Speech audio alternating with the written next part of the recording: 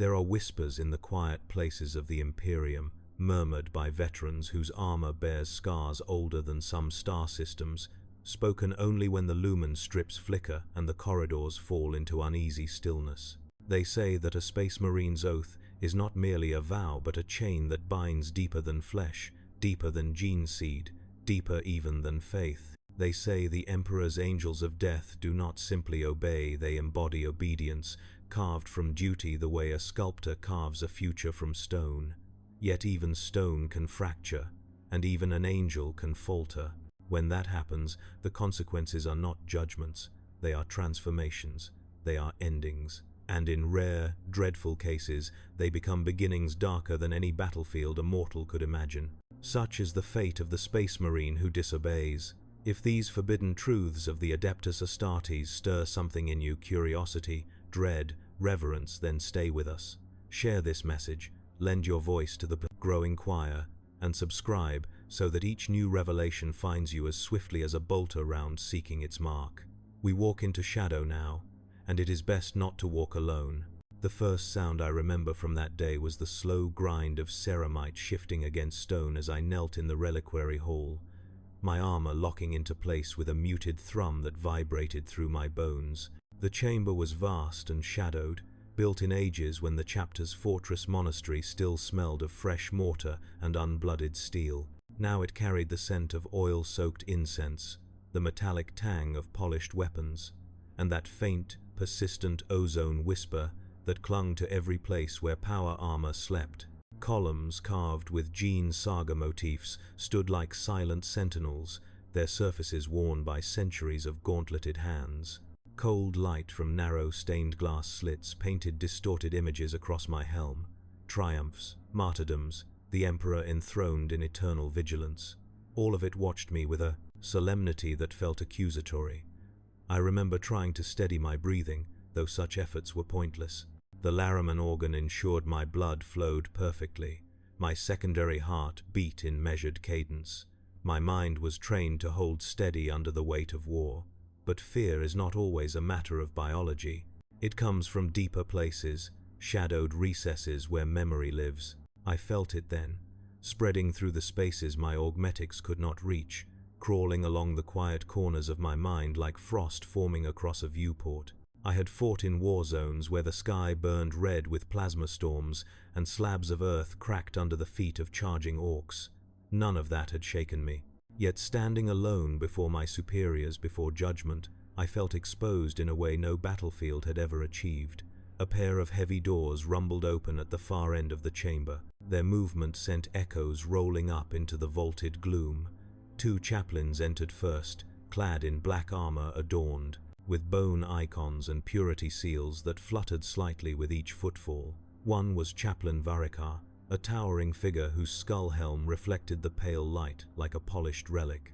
The other, Helbrecht, carried a Crozius whose power field hummed faintly like a quiet warning. Their presence alone reshaped the room's atmosphere. It pressed in around my chest, thickening the air until every inhalation felt heavy. Behind them came Captain Asterion, the commander of our strike force, his deep blue armor etched with gilded laurels. His face, visible through an unsealed helm, bore the marks of centuries' subtle lines carved by duty and fire. His eyes, sharp and unwavering, were a darker weight than the presence of both chaplains combined. He said nothing at first. No one did. I remained kneeling, my fists pressed against my thighs, my helmet held reverently beneath one arm. The chamber held the kind of silence that could smother sound itself, the silence that preceded final judgment. At last, Varikar stepped forward. His voice, when it came, resonated through the hall, with a timbre forged for sermons spoken over battlefields thick with corpses. "Brother Alias," he said, pronouncing my name with icy precision, "you stand before the judgment of your chapter, accused not of heresy, nor of cowardice, but of something perhaps more insidious. You are accused of disobedience." The word hung between us like a blade suspended by a single thread. "Your actions on the Ashgard line brought the advance to a halt," Helbrecht added, his tone less ceremonial but more cutting. "Your refusal to execute a direct assault order compromised the momentum of the entire flank. There are brothers who bleed even now because of the delay. I kept my gaze forward. I had relived that moment in my mind countless times since it happened. The wind slicing across the trenchworks, the smell of burnt promethium drifting through the air after hours of attrition fire, the static crackling on my Vox link as the captain's order came through, the sight of hundreds of Astra Militarum troopers pinned beneath suppressive fire that would have shredded even power armor when crossing that exposed kill zone. It was not refusal, I said quietly. My voice came out steadier than I expected. It was assessment. Varikar's skull helm tilted slightly, as though studying me more intently. Assessment does not supersede command. In most circumstances, I replied, carefully choosing every word. No, it does not. Captain Asterion finally stepped closer. His boots struck the stone with a rhythm that spoke of resolve, of inevitability. He stopped just in front of me, close enough that I could see the faint etchings of litanies carved along the rim of his gauntlets. When he spoke, his voice held none of the chaplain's ritual cadence. It was colder, quieter, infinitely more dangerous for its restraint. Explain, Brother Alias. I lifted my head slightly, not enough to break formation, but enough to acknowledge him with respect. Memories surged like storm-tossed waves, and I forced them into coherence. The order was to advance. I received it. I evaluated the battlefield. The enemy's heavy bolter nests were entrenched beyond the kill zone, shielded by ferrocrete bulwarks. Several were positioned at angles that granted overlapping fields of fire. The guard regiments attempting to withdraw were pinned and exposed. To advance through that zone as instructed would have guaranteed casualties exceeding acceptable loss margins. Casualties, Varikar echoed, are not yours to calculate. With respect, I said, tasting the bitterness of my own words, neither are they yours to ignore. A dangerous silence followed. Helbrecht's jaw tightened. You presume to judge the will of command? No, I said. I judged the circumstances, and I acted to preserve Imperial lives. Your duty, Varikar said, each word like a thunderclap, is not to preserve lives. Your duty is to execute the Emperor's will. The captain judged the situation and issued a command based on strategic necessity. You undermined him by choosing your own interpretation of risk. My chest tightened. I remembered the vision of the battlefield too clearly. The flickering muzzle flashes from hidden trenches, the screams rising as troopers tried to crawl to safety, the crack of rounds shattering armor plates. I had not hesitated out of fear. I had hesitated because something in my mind, a clarity sharpened by Astartes' augmentation, aligned the angles, reviewed the danger, and identified a better path. But better is not the same as ordered, and in the Astartes, obedience is not merely discipline, it is identity. Captain Asterion spoke again. You diverted your squad's advance, repositioned them into the ruins to provide fire support, and spent precious minutes eliminating the heavy bolters. This resulted in a delay. We saved the guard regiment, I said, and we secured the flank with fewer casualties. At the expense, Asterion countered, of momentum that could have ended the engagement hours earlier. That delay emboldened the enemy. They launched a counterattack that cost us 7 brothers. His words struck harder than any blow. 7 names echoed through my mind, each one a blade drawn slowly across my soul. The captain stepped closer. Your choice was not without logic, but that is not the measure by which we judge obedience. His calmness carved deeper than any anger. Varikar circled me like a predatory shadow. Were you afraid, Brother Alias? No. Were you uncertain? No. Then what stayed your hand? The answer rose unbidden, a truth I had tried to bury under layers of protocol and recitation. Compassion, I said finally. At that word, the hall seemed to grow colder. Varikar's skull helm froze in its motion. Helbrecht inhaled sharply. Even Asterion's expression shifted a flicker, brief but undeniable. Compassion is not forbidden among the Astartes, but neither is it encouraged. It is an instinct trimmed away by war and discipline, a remnant of humanity that lingers only long enough to be weaponized and discarded. The captain exhaled through his nose. A dangerous motive. I know, I said. And yet, he murmured, you acted on it. I lowered my gaze again. Varikar's voice erupted like a thunderstorm. A Space Marine does not choose mercy over command. A Space Marine does not choose his heart over the chain of order. A Space Marine does not ever place human sentiment above the will of the Emperor.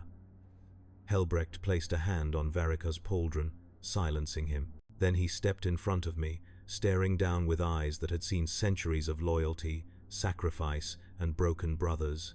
"The first fracture of disobedience is seldom loud," he said. "It begins with hesitation.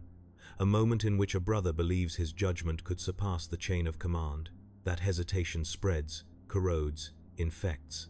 If left unchecked, it grows into a schism. His words were not designed to wound. They were designed to reveal." Asterion turned and walked back toward the center of the hall. "Brother Alias," he said, "rise." I obeyed. My armor's servos hissed softly as I stood at attention. "You have served the chapter for 74 years. You have fought in 29 major engagements. You have shown valor, tactical precision, and unwavering fortitude. But this act of disobedience is a fracture we cannot ignore." I bowed my head. "I understand, my captain." "Do you?" He stepped closer. "You endangered the unity of command. You set a precedent for deviation. Even if your judgment proved beneficial in the moment, it challenged the sanctity of obedience, a principle upon which every Astartes stands." Asterion's eyes hardened. There must be consequence. My pulse slowed, my heart steadied. I felt a cold acceptance settle into my bones. "Yes, my captain." But what followed next unsettled me in a way I could never have prepared for. Helbrecht opened a scroll case and withdrew a vellum sheet covered in calligraphy and wax seals. "This is not merely reprimand, this is assignment." Varika's voice rumbled like distant thunder. "You are to undergo a cycle of penitent redeployment. First stage, solitary operations on the front lines of the Kalis breach.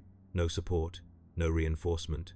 Success is survival. Failure is death." For a moment, the chamber grew utterly still. I had expected punishment, but this was not correction. This was exile through battle. Asterion's tone softened marginally. "This is your chance, Alias. Not to prove your worth, but to reforge your obedience. If you endure, we will welcome you back into the ranks. If you fall, your death will serve the Emperor, as any loyal brothers should." I nodded once, slowly. "I accept." Varika stepped close enough that his skull helm nearly touched my forehead. "You do not understand yet," he said, in a low growl. "But you will. All penance begins with a fracture, and all fractures either mend or break." His words drifted through the hall like drifting ash. Before I could form a reply, Captain Asterion took a single step back, lifted his gauntleted hand, and struck his fist against his chest in a gesture of finality. "The judgment is rendered," he said. "Prepare yourself, Brother Alias. The path ahead will not forgive you twice." I saluted, turned, and walked from the reliquary hall. The doors closed behind me with a low, resonant boom, sealing me into a silence that felt far heavier than anything the chaplain's words had carried. But as I moved through the shadowed corridors of the fortress monastery, I could not dismiss the thought that lingered like a stubborn ember in the back of my mind. Obedience may be the foundation of a Space Marine, but what happens when that foundation cracks?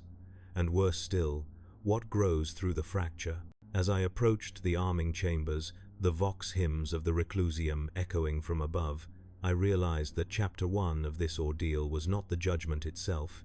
It was simply the first fracture, and deeper shadows waited beyond. The corridors of the fortress monastery narrowed as I descended toward the Reclusium, their stone walls dimly lit by flickering braziers that exhaled slow coils of incense smoke.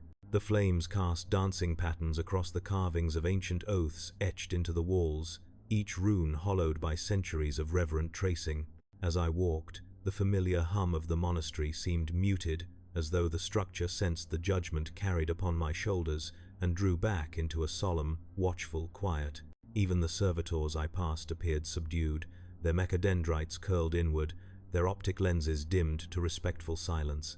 The air grew colder the deeper I moved, and the sharp scent of cleansing oils seeped into my helm's filters. The Reclusium awaited like the dark heart of the fortress.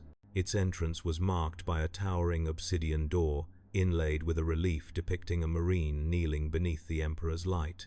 The sculptor had shaped the marine's expression as one of absolute devotion, but something in the set of the jaw, the tilt of the head, suggested a quiet fear beneath the surface, an acknowledgement that faith is not the absence of fear, but its acceptance. As I approached, the door parted without sound. A wash of dim crimson luminescence spilled outward, bathing my armor in a somber glow. I stepped inside. The reclusium was vast, but felt oppressively intimate, as if the chamber were folding inward around every soul that entered. Rows of candles lined the long hall, their flames steady despite the faint currents of recycled air. The scent of incense thickened here, mingling with the trace elements of blood, oil, and sanctified ash.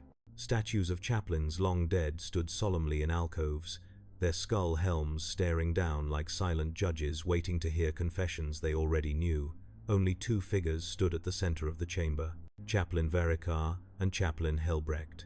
Between them hovered a hololithic projection of the battle on the Posis. Ashgard Line, frozen in a moment where my squad had sheltered behind collapsing ruins, while heavy bolter fire poured across the exposed kill zone. The image flickered faintly, the flames of burning fortifications casting artificial shadows that danced across my armor. Helbrecht gestured with one gauntleted hand, and the hololith dissolved into scattered motes of blue light. "Brother Alias," he said, his tone even but weighed with expectation. "Approach." I obeyed, stopping at the foot of the dais where they stood. Varikar observed me silently, his skull helm expressionless, though I felt his gaze like a shard of ice pressed against the center of my chest. "Remove your helm," Helbrecht said. I unsealed it and held it beneath my arm. The cold air of the reclusium brushed against my skin, carrying with it the bitter tang of burning incense. Varikar's voice cut through the quiet. "Your actions were not motivated by cowardice, nor weakness, nor malice. These we can understand. These we can correct. These we can purge. But your motive," he stepped down from the dais, his steps heavy as judgment, "was sentiment." I held his gaze. "Compassion is not weakness, Chaplain." "No," Varikar said, "but it is dangerous." Helbrecht moved beside him, his croziers held against his chest like a symbol of deliberate restraint. "Speak plainly, Alias. When you chose not to advance, what did you believe you were saving?" "Lives," I said. "Imperial lives. Flesh and blood under the Emperor's protection." Helbrecht tilted his head slightly. "And were those lives your responsibility?" "All lives under his light are our responsibility," I replied. Varikar circled me slowly. "A noble sentiment," he said, "and yet deeply flawed. For a Space Marine's gaze must not linger upon individuals. It must encompass the whole strategy, momentum, the victory required to secure 1,000 more lives than the handful you chose to protect." Helbrecht's voice softened. "And yet, the instinct you obeyed is not without merit. It speaks of a heart not entirely consumed by war, something rare among our kind." He paused. "But rare is not the same as acceptable." A long silence passed. Varikar came to stand before me again. "There are two paths for a brother who falters. One is the path of redemption, forged through penitence and pain.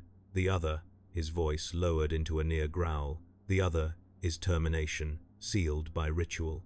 Helbrecht glanced at him, but said nothing. My chest tightened, though my expression did not waver. Varikar leaned closer. "When you chose your own judgment over the captain's, do you believe your decision was righteous?" "I believe it was necessary," I said quietly. "Necessary," Varikar repeated, testing the word as though it were a piece of metal to be weighed. "Necessary is a dangerous justification." Helbrecht stepped forward. "Brother Alias, tell. In that moment, did you hesitate out of belief in your decision, or out of doubt in ours?" The question struck deeper than accusation. I closed my eyes briefly, recalling the sight of the Astra Militarum regiment pinned beneath overlapping streams of heavy bolter fire, the screams carried on the wind, the instinctive tightening of my hands around the bolter grip as the captain's order crackled through the vox. "I trusted my senses," I said finally. "I trusted the battlefield. I trusted that what I saw, what I understood, was real. And I trusted that acting to save lives would not be seen as deviation." Helbrecht's expression shifted just slightly, but enough to reveal a glimmer of weariness beneath his composed exterior. "The galaxy is full of men who believe they understand what is real," he said. "But reality does not guide us. Duty does." Varikar's voice hardened.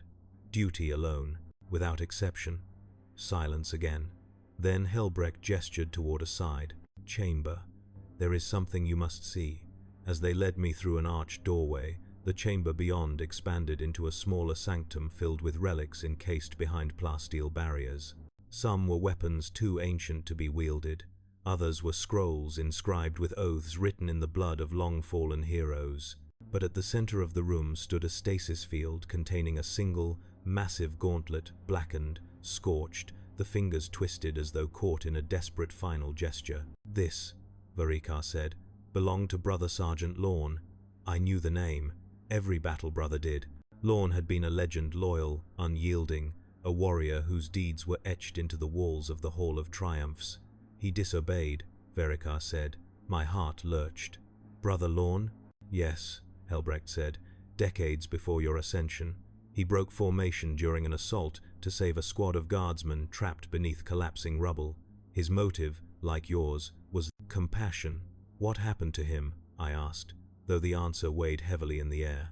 Varikar pointed to the gauntlet. "This is all that remains," Helbrecht added quietly. "He did save the guardsmen, but his deviation fractured the assault's momentum.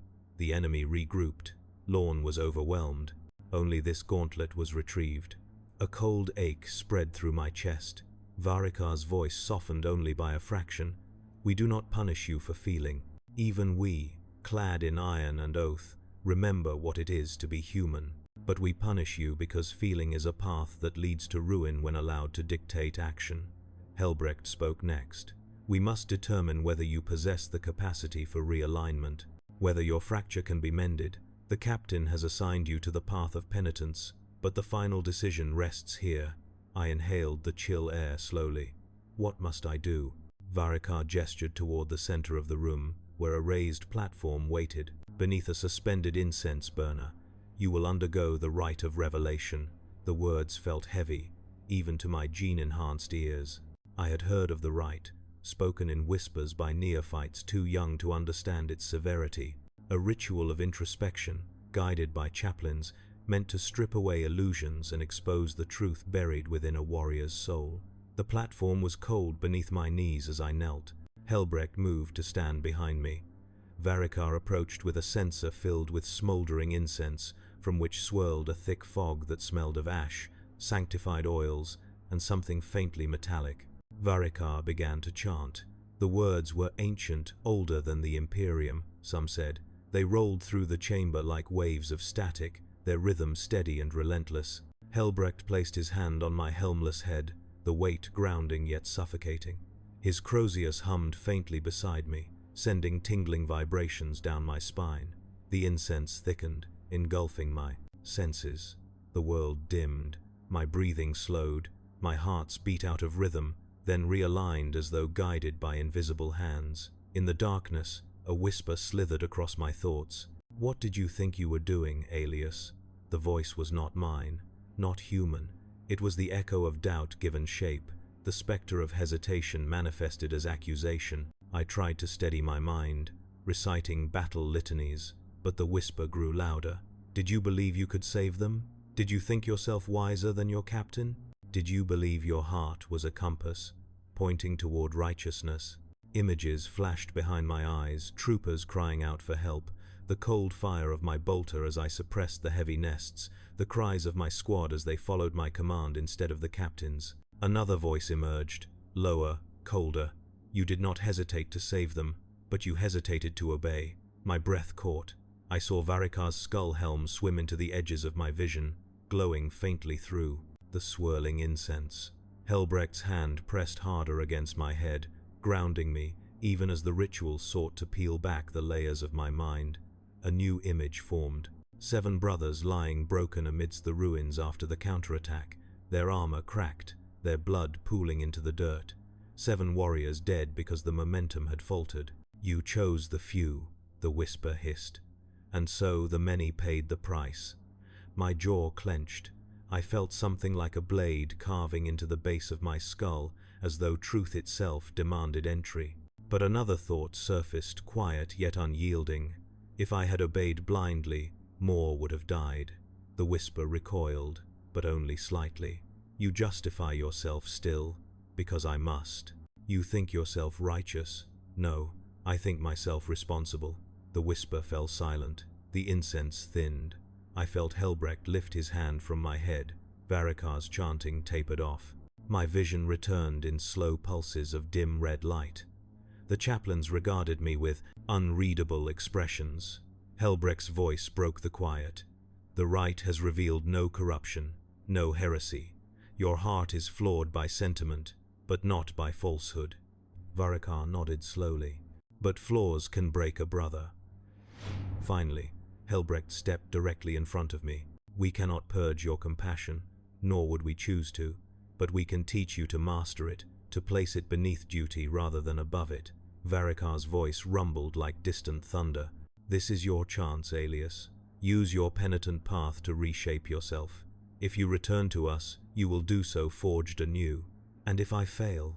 I asked quietly, though not as a question. As acknowledgement. Helbrecht lowered his head. Then your fate will match Brother Lorne's. Varikar stepped back onto the dais. Rise, Alias. You leave at dawn. I stood, feeling the weight of their judgment settle into my very bones. The reclusium's doors opened as though sensing the ritual's end. As I turned to leave, Helbrecht called after me. Remember this, he said, his voice softer than I had ever heard it. Obedience is not the death of self. It is the discipline that allows duty to survive the chaos of the soul. The words followed me long after I passed through the doors. The path ahead was no longer simply punishment. It was transformation, not of flesh, not of bone, but of conviction, and dawn waited to test all three. Dawn in the fortress monastery was not a sunrise in the mortal sense. The walls did not glow with the warmth of an emerging star, for the mountain that housed our stronghold veiled the sky behind layers of stone and adamantium.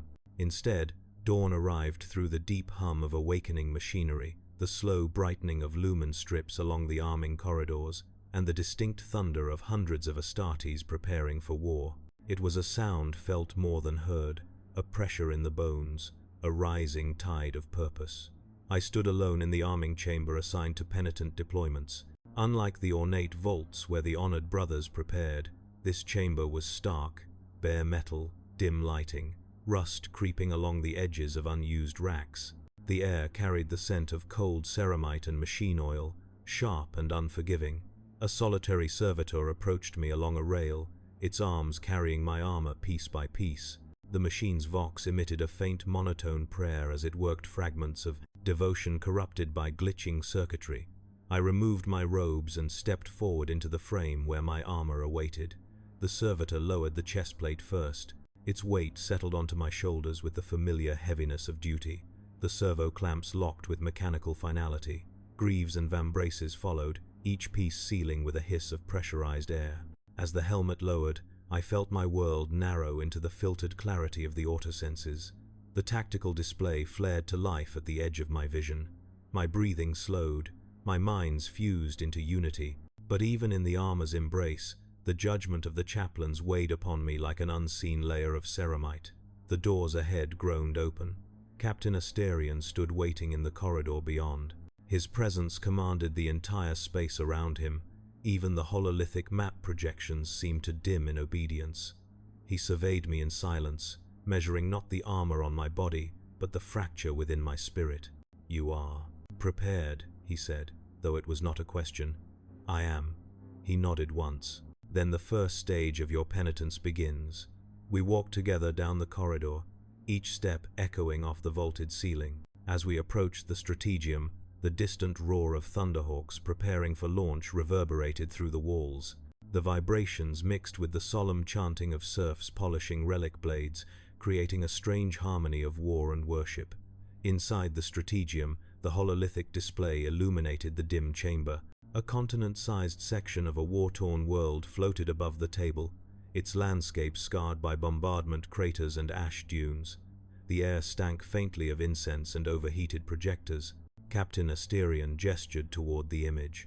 The Kalos breach. the war zone to which you will be deployed. I studied the terrain, as he explained, Kalis IV, once an industrial world of moderate output, now reduced to a fractured battleground after a violent incursion by twisted remnants of a renegade warband. Not heretics with a clear allegiance to the ruinous powers, just fragmented marauders hollowed by their own decay, led by a chaos-touch champion who had carved a swathe of ruin across 3 sectors. Asterian's voice drew my focus. Imperial forces have secured the outer fortifications, but there remains a breach along the southern ridge, where the enemy maintains a defensive hold. They operate from underground complexes, shielded from orbital fire. The guard regiments stationed there lack the strength to break through. And you intend for me to do so alone? Yes, Asterian said. That is the essence of your burden. This is not a mission of glory. It is a crucible, a place where your obedience, not your valor, will be tested. I nodded slowly. What are my parameters? You will descend via drop pod into grid 6 to 7. From there, you will push through the ravines leading to the breach. You will destroy the enemy. Strong point. Eliminate any commanders you encounter and assist in stabilizing the flank. You will not deviate from this objective. His gaze hardened. No matter the circumstances. I understood the deeper meaning woven through his words. No improvisation. No alternate interpretation of the battlefield. No compassion. Only obedience. Asterian continued.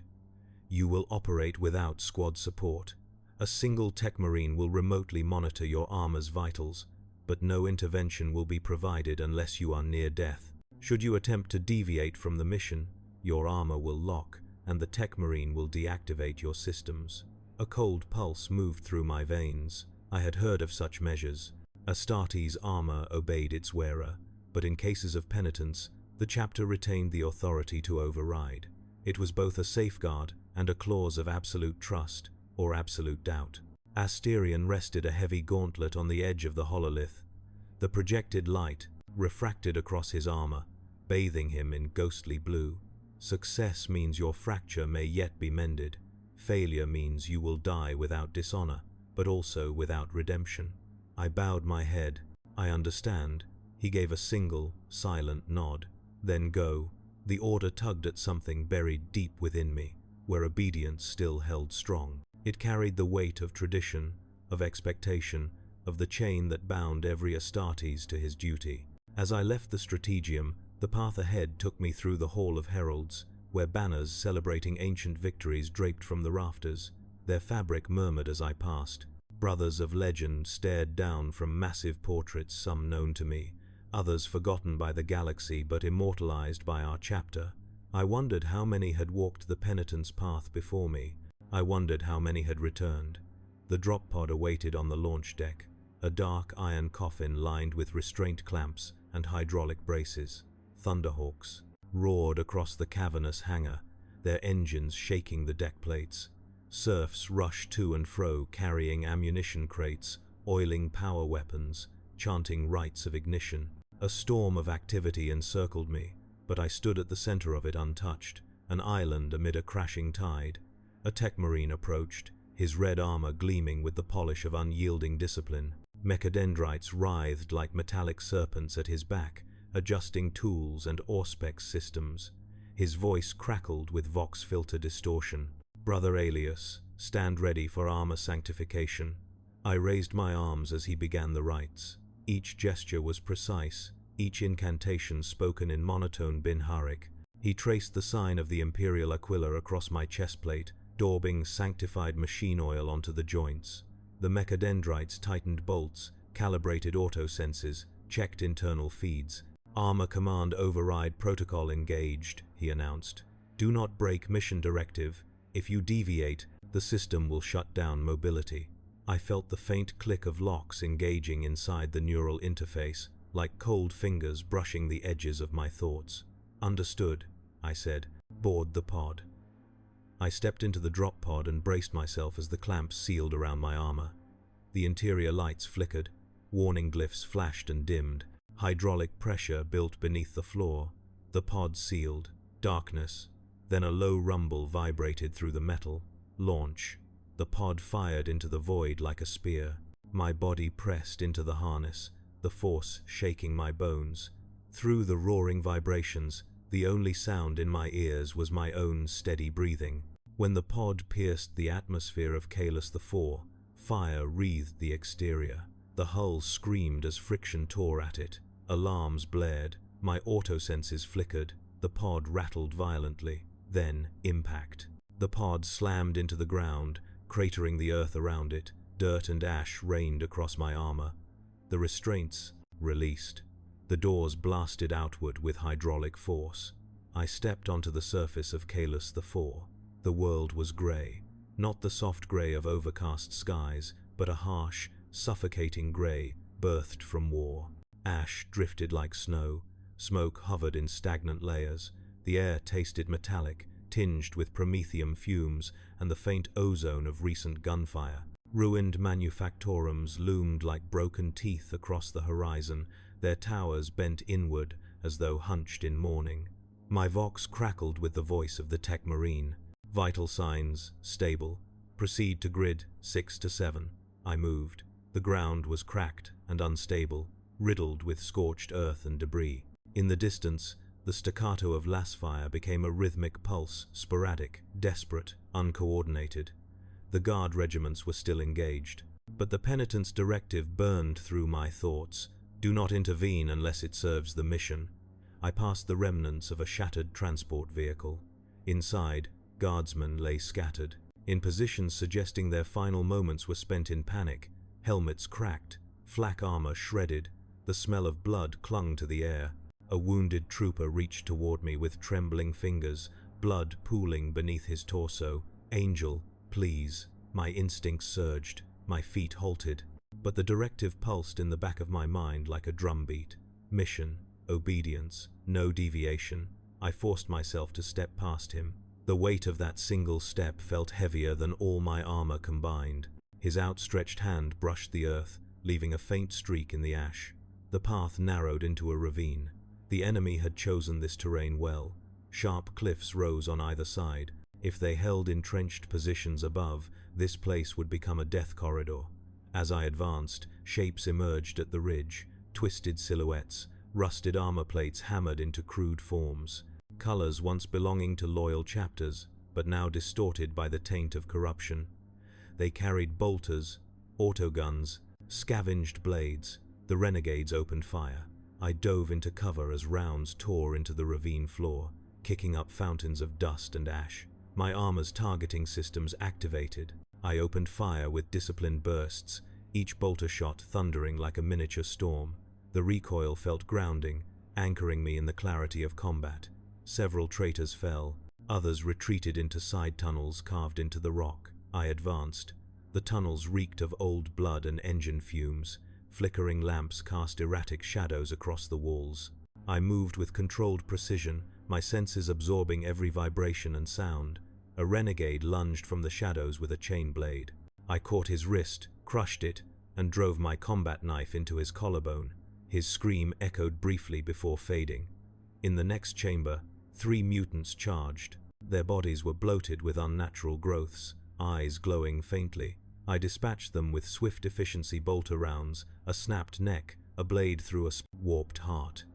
The deeper I went, the more the tunnels vibrated with the pulse of machinery. The renegades were manufacturing weapons, repairing armor, fortifying their positions. This was no chaotic mob. This was a war machine, battered but intact. As I approached the central chamber, I felt the faintest flicker of vertigo, an unsteady tremor in the mind, not the body. The scent of something unnatural crept through the air. The renegade commander awaited in the heart of the cavern. Twisted ceramite armor stretched across a frame swollen by dark influence. His helm had fused to his skull. The eyes burned with sickly radiance. He carried a jagged axe etched with symbols that pulsed faintly in the gloom. "You come alone," he growled. Brave, for a loyal dog. His voice was too smooth, too confident for someone half maddened by corruption. It meant he had not yet fallen fully. It meant he could still command. I said nothing. Words were nothing here. He charged. The impact shook the cavern. His axe cleaved downward with brute force. I caught the strike with my forearm plate, the shock traveling up my arm. Sparks burst from the impact. I countered with a blow to his helm, then another, driving him back. He roared, swinging wildly.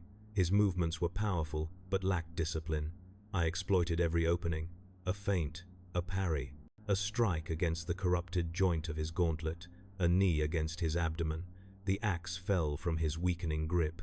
I seized him by the throat and drove him against the cavern wall with a force that cracked stone. His corrupted eyes flickered. "Why? Fight. Alone," he rasped. "Because I must." A moment of stillness passed. Then I crushed his throat. The cavern fell silent. For a moment, the echoes of battle faded, replaced by the distant sound of guard regiments advancing. My autosenses registered their movement. I could go to them, but the directive hung like a blade above my mind. Obedience. I breathed slowly. Then I turned away from the guardsmen and moved to secure the breach, exactly as commanded. As I did, I felt something shift inside me, a subtle, almost imperceptible alignment. Not redemption, not yet, but the first step toward becoming whole again. And deeper trials waited beyond the cavern walls. The wind on Kalis IV shifted as the echoes of the cavern battle faded behind me. The air, once thick with the metallic scent of ruptured machinery and corrupted blood, began to pull toward the open trenches where the Astra Militarum fought for survival. But though their shouts and sporadic lasfire reverberated through the ashen valleys, I walked in the opposite direction, deeper into the ravine network, following the faint trail left by retreating renegades.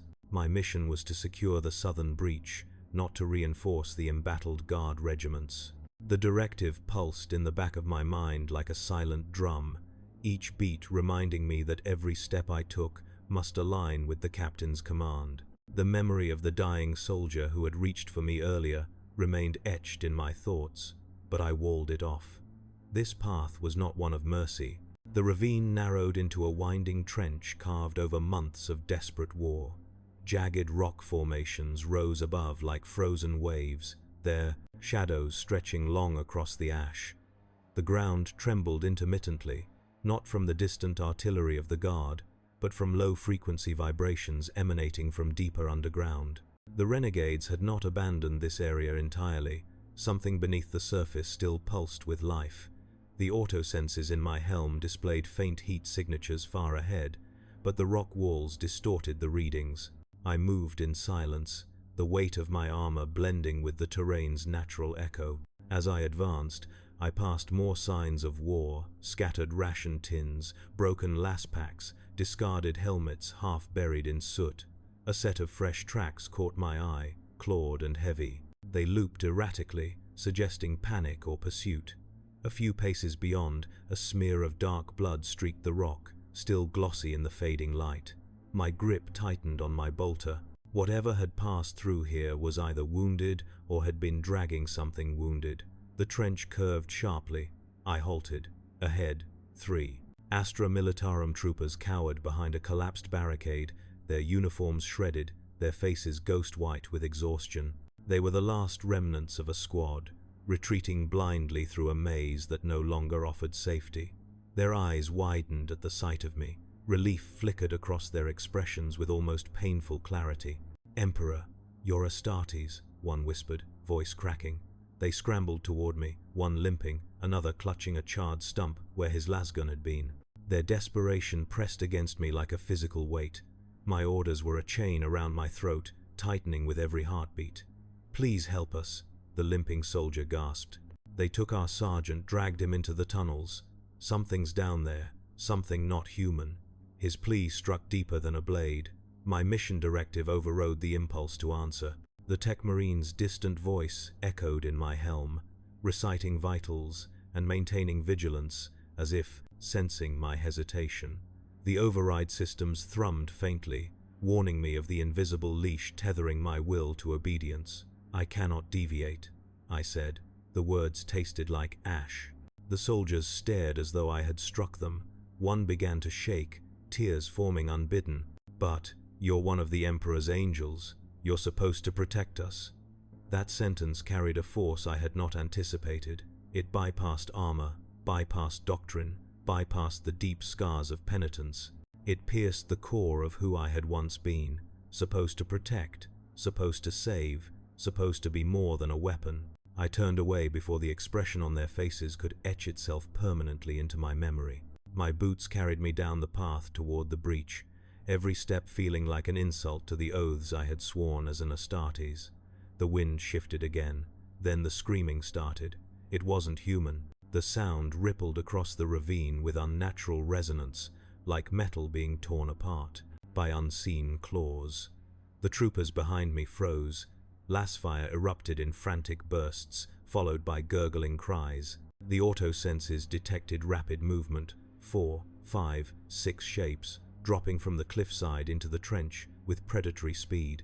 My directive flared like an alarm in my mind. Do not deviate. I did not deviate. I walked. The screams continued behind me, each one sharper than the last, echoing in the narrow passage until they blurred with the shifting wind. When the noise finally stopped, the silence felt heavy as stone. I did not turn around. To do so would have been a betrayal not of the mission, but of the iron-bound obedience I was being judged upon. The ravine widened, revealing the southern breach. The fortification line was a jagged scar carved into the earth, reinforced with rusted barricades and broken trenchworks. The enemy's defensive hold stretched from ridge to ridge, like a wound that refused to close. Smoke wafted upward in lazy spirals. Prometheum fires flickered along the shattered ruins where guardsmen had attempted a push the day before. I surveyed the breach. Renegade gun nests were positioned behind makeshift walls of scavenged metal. Faint silhouettes moved between them, scouts, sharpshooters, watchmen. They did not yet know I was here. The tactical systems painted weak points across the map, identifying structural flaws in their fortifications. I moved along the ridge, keeping low. The rocky terrain provided uneven cover, though my silhouette, massive and unmistakable, was still a risk.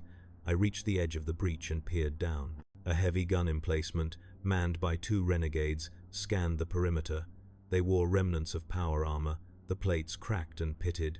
Warp-tainted flesh bulged through the gaps like swollen vines. Their posture was slow and languid, as though intoxicated by the very corruption that sustained them. I raised my bolter.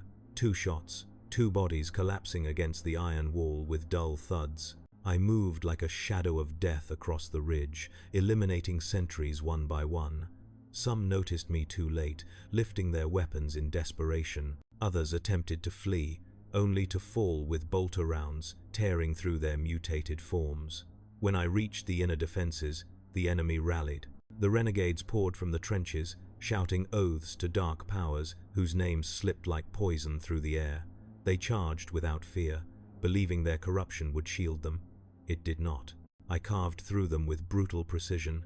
Bolter rounds tore limbs from torsos. My combat blade pierced corrupted flesh with clean efficiency. The ground became slick with their blood, its unnatural hue steaming faintly against the ash. Yet the deeper I advanced, the more resistance I faced. A massive brute blocked the final pathway to the command bunker. His armor was grafted to his flesh, forming a grotesque shell of bone, metal, and twisted muscle. He towered above me, his helm adorned, with a horn-like protrusion dripping with ichor. He carried a crude hammer fashioned from a slab of reinforced steel. He roared and charged. The impact rattled the ground. I caught his hammer with both gauntlets, the shock reverberating through my arms. He swung again and again, each blow heavier than the last. My armor's structural warnings flashed. I countered with a strike to his knee joint, forcing him to stagger.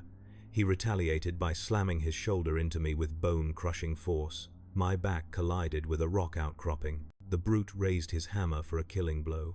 I rolled aside just as the hammer struck stone, shattering it into shards. I rose, feinted left, then drove my blade beneath the overlapping plates under his arm. He screamed, a guttural sound that vibrated the walls of the ravine. I did not give him time to recover. I surged forward, tackling him with the momentum of a thunderbolt. We crashed to the ground, dust exploding around us. I tore his helm aside and plunged my blade into the exposed flesh beneath his jaw. The brute twitched once, then stilled. I rose slowly, my armor streaked with grime and blood. The path to the bunker was clear. Inside the bunker, the renegade's secondary commander, a lesser figure than the champion I had slain in the cavern, but still dangerous, stood hunched over a flickering data table. His armor bore no symbols of allegiance. His eyes were hollow, vacant, as though he were only half present in his own body. He turned slowly as I entered. "So the angels send a single penitent to kill us," he said. "How fitting. The Emperor devours his own children as eagerly as the darkness does." He lunged with surprising speed, swinging a serrated blade. I parried, sparks flying. Our blades clashed again and again, each strike echoing in the dim confines of the bunker. He fought with the desperation of a man who had abandoned hope long ago, but clung to fury as his final tether to existence. I ended it swiftly. A twist, a thrust, a tearing sound. He collapsed, blood pooling beneath his armor. The southern breach was neutralized. I activated the Vox. "Objective complete." The tech marine responded at once. "Confirmed. Hold position." I did as commanded. My breathing slowed. My heart rate stabilized. Yet something inside me churned an emotion I had not felt since before penitence, before my fracture, before the act that had condemned me. It was not pride, nor relief. It was the weight of all I had not done, the guardsmen who had begged for aid, the troopers whose screams still echoed faintly in my thoughts. The Emperor's angels protect, but today I had walked past those who needed protecting most. Asterion had said obedience was the essence of my burden, but as the dust settled around the ruined bunker and the sky dimmed beneath rolling clouds of ash, I wondered if this obedience, forced, absolute, unyielding, could ever restore the fractures within me, or if it was simply a different kind of ruin. The wind shifted one more time, carrying with it a faint, distant sound.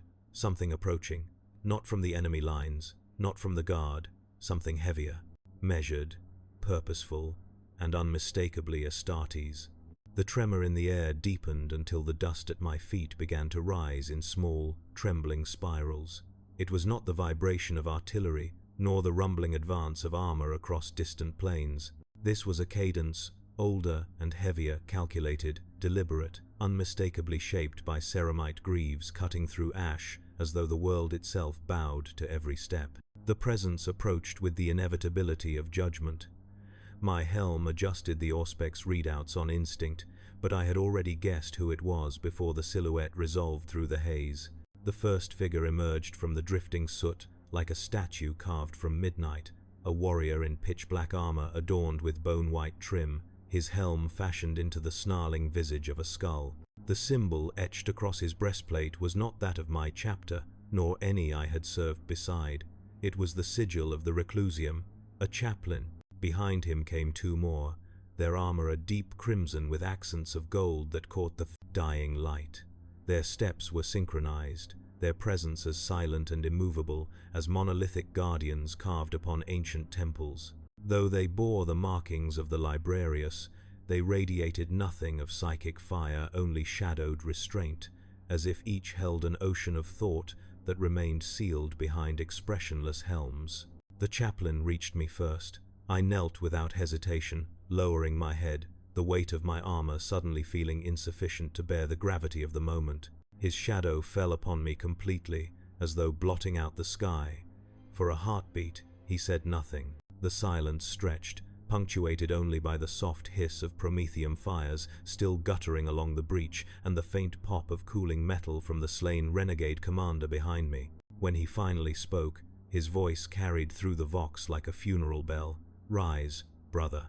I obeyed, though my limbs felt leaden. The chaplain studied me through the hollow black eyes of his skull, helm, as though searching for cracks beneath my armor, beneath my flesh, beneath even the parts of me I could no longer fully claim as my own. "You completed the assigned directive," he said. "The southern breach is sealed. The rout of the renegades is confirmed." I offered no reply. "You did not deviate from the mission," he continued, his voice steady as stone. "Not even when the cries of the guard reached you." A pause, a statement that hovered between acknowledgement and accusation. "You heard them." It was not a question. The visor of my helm dimmed slightly as my internal systems registered a spike in my vitals, one I could not suppress quickly enough. The chaplain noticed. He always noticed. "Yes," I answered. "Did you consider aiding them?" A second heartbeat of silence stretched, heavy with consequence. Yes, the chaplain nodded once, slowly, as though the admission matched a piece of information he had predicted or feared. But you did not act. I followed orders, I said. His tone did not shift. It remained the voice of carved stone. Obedience without hesitation is the burden of a penitent. Yet conscience without action is the burden of a brother. You carry both. I said nothing. I had no words that could interpret the rift I carried inside, one carved by loyalty, remorse, and the echoes of screams I had not silenced soon enough. The chaplain lifted his crozius. The weapon's head glowed faintly with dormant power, the engraved skull shimmering in the fading light. You will come with us. The directive settled into my mind like an anchor, immediate and unchallengeable. Yet it carried none of the cold, mechanistic force of the controls Asterion had over me. This was something deeper, older, a summons that transcended punishment or submission. The librarians flanked me as we left the ruins behind. Their silence was not oppressive, it was contemplative, as though each step we took traced some invisible script carved into the dust of this war-torn world. As we passed the trench where the guardsman had screamed for salvation, I forced myself not to look, but my helm betrayed me. Even with its emotionless lenses, I could see smears of blood on the rock, a broken lasgun lying twisted in the ash, a scrap of cloth caught on a jagged stone. The chaplain halted. You mourn what you did not do, he said quietly, still facing forward. Good. The single word struck harder than any weapon. Many penitents forget. Many become machines that move, kill, and obey. But you remember. The librarians continued ahead, leaving us alone amid the ruin.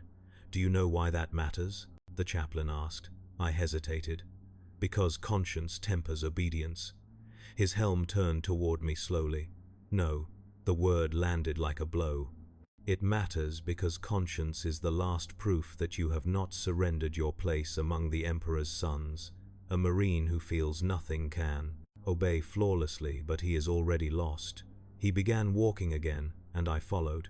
Our route took us toward a section of the ridge where the ground sloped upward into a jagged cliffside. A narrow crevice cut into the rock, easily overlooked unless one knew where to seek it. The chaplain entered without breaking stride. The librarians followed. I stepped into the darkness behind them. The passage twisted gently, the gloom illuminated only by the faint glow from our armor. After several minutes, the air changed cooler, cleaner, and tinged with the sharp mineral scent of ancient stone. The corridor widened into a chamber carved not by nature, but by tools older than any manufactorum on Caelus IV. The walls were engraved with scripture, not the martial declarations etched into fortress halls, nor the triumphal liturgies recited by battle chaplains before war. These were different, rough, careful, almost human handwriting preserved in stone. Personal words, private burdens. I read. Fragments as we walked. I served. I faltered. I rose. Duty does not erase failure. It shapes its cost. Forgiveness is not granted, it is earned in blood. And further along, there are paths for those who break, but do not fall. The chamber ended in a small ledge, overlooking a hollow carved deep into the hillside. At least a dozen figures knelt within it, each clad in armor muted by age and scarred by battles I could not name. Their helms were removed, set beside them like sleeping animals. Their faces were carved from hardship, but their eyes, when they slowly turned to look at me, carried something I had not seen among Marines since before my fracture. Understanding. The chaplain stepped forward, resting the butt of his crozius against the stone. You have walked the first path, he said. The path of stripped identity, where obedience replaces judgment. The path that tests whether a Marine can still be shaped. He gestured to the kneeling warriors. These are the forged, those who faltered not by treachery, not by corruption, but by the weight of impossible choice. Those who turned away when duty and compassion collided with no path that allowed both to survive. The chamber grew very still. One day, the chaplain said, every brother faces such a moment. He turned to me. But not every brother survives it. I studied the forged. Their armor bore no chapter markings. Their pauldrons were blank, painted a uniform slate gray. Their identities had been sheared away as mine had been, but they were not broken. They carried themselves like warriors, not proud, not penitent, but something balanced between. "What are they now?" I asked. The chaplain tilted his head slightly. "They are servants of duty, unrecorded, weapons wielded where chapters may not tread. They act in silence, invisible and unacknowledged. Some are sent to reinforce failing fronts without heraldry or name. Others retrieve artifacts that cannot be allowed to fall into enemy hands. A few walk missions so dire that knowledge of them would fracture the minds of those unprepared." He paused. "They are loyal, not blindly, not endlessly, but truly." My heart hammered once, hard against my ribs. "You would make me one of them." The chaplain stepped closer, his skull helm inches from my own. "No one makes you anything. You choose. That is the final test." The librarians raised their hands, not in threat, in ritual. I felt their minds touch mine, not intruding, not commanding, simply waiting, like two gates opening onto a field I had hidden long ago. The echoes of the cavern battle, the screams of the guardsmen, the cold weight of my forced obedience, all of it rose within me. The chaplain spoke softly. "Do you still wish to serve the Emperor?" "Yes," I answered without hesitation. "Do you still wish to bear the burden of conscience?" "Yes." He leaned back slightly. "Then you have passed the threshold." A strange warmth spread through my chest, not relief, not pride, something steadier and deeper. The librarians lowered their hands, the forged bowed their heads, acknowledging me as one who had joined their path. I did not know where this path would lead.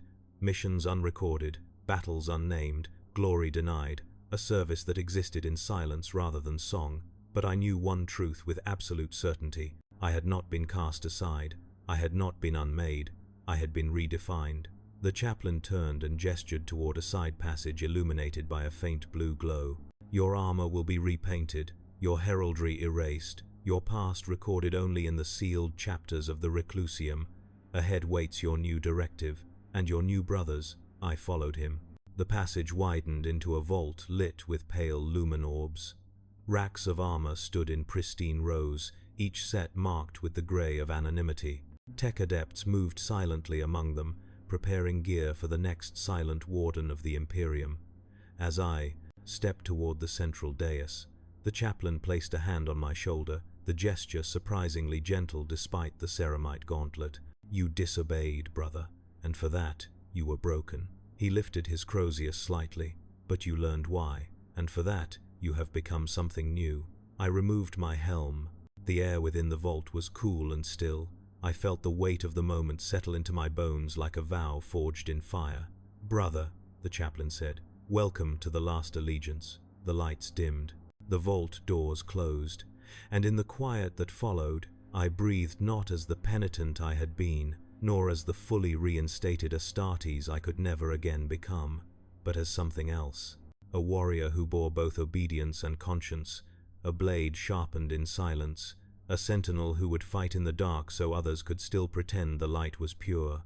The path ahead was shadowed, but it was mine, and I walked into it without fear.